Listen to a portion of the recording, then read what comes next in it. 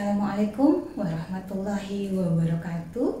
Salam sejahtera bagi kita semua, Bapak Ibu. Pada kesempatan kali ini kita akan mencoba membahas tentang prosedur pelaksanaan penilaian kinerja guru. Ya, sebagaimana yang sudah Bapak Ibu ketahui, kita sempat pelajari bahwasanya PK Guru merupakan sistem penilaian yang dirancang untuk mengidentifikasi kemampuan guru dalam melaksanakan tugasnya melalui pengukuran terhadap penguasaan kompetensi yang ditunjukkan melalui unjuk kerja. Karena bicara sistem, maka paling tidak kita perlu pahami kapan PK Guru dilaksanakan, kemudian apa syarat dari seorang penilai kinerja guru, kemudian apa saja perangkat di dalamnya yang diperlukan, kemudian bagaimana secara alur proses pelaksanaannya. Kita bahas dari yang pertama, itu adalah waktu pelaksanaan. PK Guru dilaksanakan setiap tahun anggaran, ya. Jadi prosesnya selama 1 tahun berjalan, tetapi kemudian untuk PK Guru formatif dilaksanakan di awal tahun anggaran hanya untuk tahun pertama, untuk guru baru ataukah guru mutasi. Sedangkan selain itu adalah cukup melaksanakan PK Guru sumatif, yang mana ini dilaksanakan kurang lebih 8 minggu sebelum akhir tahun anggaran. Jadi paling tidak targetnya itu adalah pertengahan Desember laporan sudah selesai. Ya, kemudian bisa dilihat dari waktu pelaksanaan ini secara periodenya diawali dengan evaluasi diri guru, ya, kurang lebihnya 4-8 minggu di awal tahun anggaran.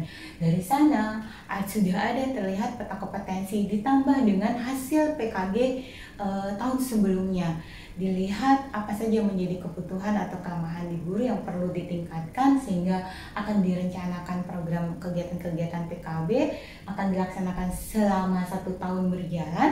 Kemudian di akhir itu akan dilaksanakan penilaian kinerja kembali atau PK yang dulu kita istilahkan dengan sumatif, tetapi sekarang kita tidak lagi kenal formatif dan sumatif karena hanya sekali di akhir tahun anggaran, meski prosesnya selama 1 tahun berjalan, ya. Nah, kemudian setelah waktu kita perlu tahu tentang syarat-syarat penilai kinerja, ya. Jika PK Guru dilakukan di sekolah, ya, itu memang banyak guru itu tidak bisa dinilai oleh kepala sekolah, kepala madrasah saja. Itu kepala sekolah bisa menunjuk guru pembina atau koordinator PKB yang paling tidak memenuhi kriteria sebagai penilai kinerja, ya, karena 1 orang penilai maksimum menilai 10 orang guru, ya. Kemudian mesti memiliki sertifikat pendidik. Syarat berikutnya adalah memiliki pangkat, golongan, dan jabatan minimal sama dengan guru yang dinilai, ya. Kemudian memiliki latar belakang yang sesuai atau menguasai bidang kajian guru yang dinilai. Kemudian tentu tidak kalah penting adalah paham tentang sistem mekanisme penilaian kinerja guru, diutamakan di sini yang sudah pernah mengikuti pelatihan. Kemudian diutamakan juga yang memiliki hasil PK Guru dengan nilai sebutan baik. Diharapkan juga memiliki integritas, jujur, adil, dan transparan, komitmen tinggi, sehingga betul-betul bisa melaksanakan tugasnya sebagai penilai kinerja guru, ya. Dimungkinkan pengawas itu kemudian akan melaksanakan supervisi terkait dengan pelaksanaan PK Guru ini. Nah, setelah memahami tentang syarat penilai, hal berikutnya yang perlu kita pahami juga itu adalah apa saja kelengkapan dokumen-dokumen di dalamnya, atau berbicara tentang perangkat PK Guru, ya. Jadi ada 3 dokumen utama yang digunakan di sini. Yang pertama itu adalah pedoman PK Guru, kemudian instrumen PK Guru, dan suplemen instrumen. Kita lihat pedoman PK Guru itu yang mana? Itu adalah sebenarnya buku yang berisi tentang cara penilaian dan ketentuan yang harus digunakan baik penilai, baik guru yang dinilai, serta unsur-unsur lain yang terlibat di dalam proses penilaian. Jadi segala hal ketentuan yang dijelaskan dan mesti diikuti dalam pelaksanaan PK Guru dijelaskan dalam pedoman PK Guru. Perangkat yang berikutnya adalah instrumen PK Guru. Karena kita ingin melakukan pengukuran, tentu ada instrumen yang sudah disiapkan. Jadi instrumen PK Guru itu diantaranya adalah lembar-lembar yang berisi pernyataan kompetensi, indikator, dan cara menilai, kemudian format laporan dan evaluasi per kompetensi, kemudian format rekap hasil PK Guru, sampai pada format perhitungan angka kredit. Bapak Ibu bisa perhatikan, cermati format-format yang tersedia mulai dari lampiran 1A, 1B, 1C, 1D. Nanti silakan disesuaikan baik untuk guru mata pelajaran, guru kelas, guru bimbingan konseling, TK dan seterusnya. Kemudian satu lagi dalam perangkat ini yang perlu Bapak Ibu pahami adalah suplemen instrumen, ataukah yang gampangnya kita sebut instrumen suplemen. Jadi selain instrumen utama ada instrumen suplemen yang mana ini menjadi instrumen tambahan berupa kuesioner dalam rangka menjamin objektivitas hasil PK Guru, yang mana kuesioner ini ditujukan untuk teman sejawat, peserta didik, dan orang tua, ataukah dunia usaha dan dunia industri jika untuk di kejuruan. Untuk instrumennya seperti apa? Contohnya seperti ini ya. Jadi format-format peruntukan di teman sejawat, peserta didik, dan orang tua, silakan. Sedangkan ketentuan untuk respondennya untuk instrumen suplemen ini silakan Bapak Ibu perhatikan dalam tabel berikut ini. Ya, jadi dari orang tua, peserta didik, teman sejawat memiliki ketentuan batas minimal ya. Nah, kemudian yang selanjutnya perlu kita pahami dari sistem PK Guru itu adalah terkait dengan alur pelaksanaannya. Bagaimana proses di pelaksanaan PK Guru ini? Ada 4 tahapan kegiatan utama, yaitu mulai dari persiapan, kemudian pengumpulan fakta dan data, penilaian, dan pelaporan ya. Nah, dari sini kemudian kita bisa lihat secara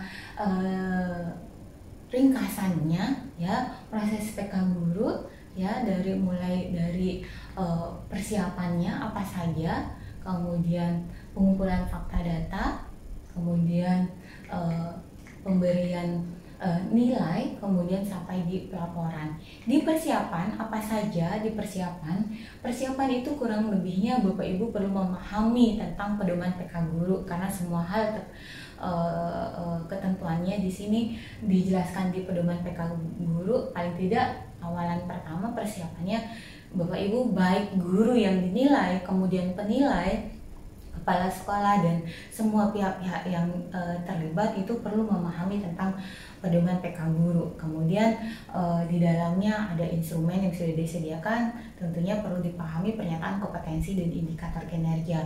Bagaimana penggunaan instrumennya, bagaimana cara menilainya, sampai ke penetapan penilai dan jadwal kegiatan PK Guru ini semuanya dilaksanakan di tahap persiapan. Kemudian di tahap berikutnya yaitu pengumpulan fakta dan data. Pengumpulan fakta dan data melibatkan 2 kegiatan utama, yaitu pengamatan dan pemantauan. Ya, untuk pengamatan dan pemantauan, karena PK Guru ini dilaksanakan selama 1 tahun berjalan, jadi paling tidak untuk pengamatan itu ada 3 kali sebelum, saat, dan setelah pengamatan atau observasi di kelas. Sedangkan untuk pemantauan, karena berjalan sepanjang tahun berjalan, minimal ditargetkan 4 kali ya, 4 kali untuk dilaksanakan pemantauan secara fokus atau benar-benar rencanakan ya.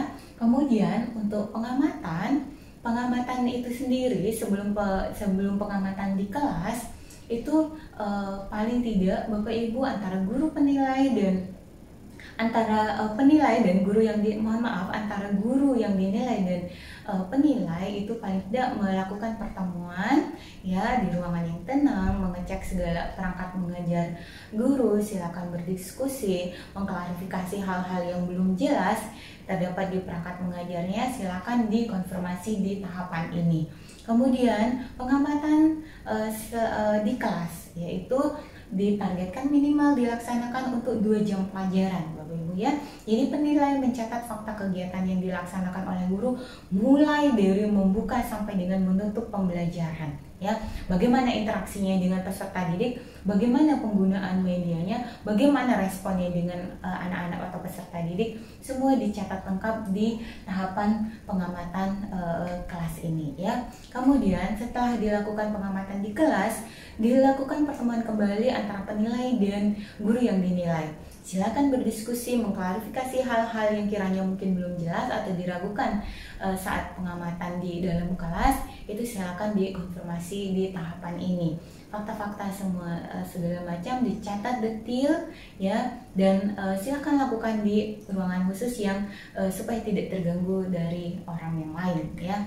Kemudian untuk pemantauan, paling tidak karena kita ingin mengkonfirmasi dan memperoleh data-data pendukung, Bapak Ibu perlu siapkan jurnal pemantauan ya. Jurnal pemantauan ini silakan nanti Bapak Ibu isi, apakah informasinya Bapak Ibu lakukan wawancara ataukah Bapak Ibu lakukan dengan telaah dokumen dari perangkat-perangkat mengajar dan segala hal keterkaitannya di sana. Kemudian ataukah Bapak Ibu lakukan observasi sebagai informasi pendukungnya, silakan bagaimana interaksinya di luar kelas, karena kita sudah mengobservasi di kelas, kita pengen tahu bagaimana interaksinya di luar kelas ya, bagaimana sikap perilakunya baik dengan peserta didik, teman sejawat dan lainnya, itu silakan lakukan di kegiatan pemantauan ya.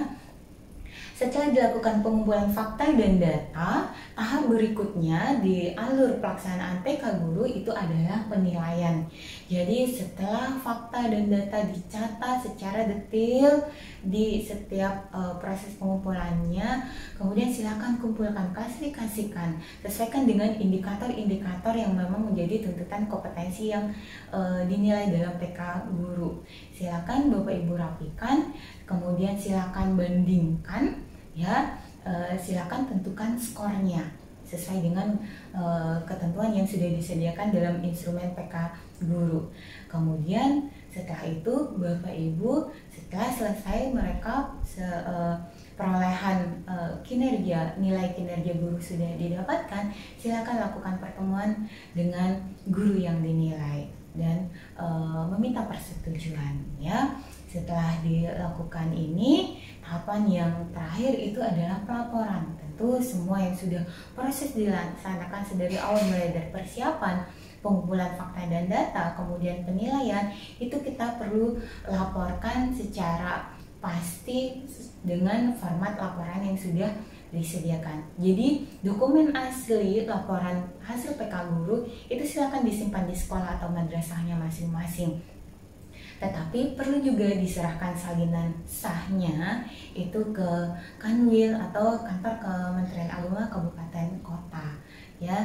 Jadi paling tidak ada format juga kendali PK Guru yang diserahkan supaya bisa menindaklanjuti hasil PK tersebut.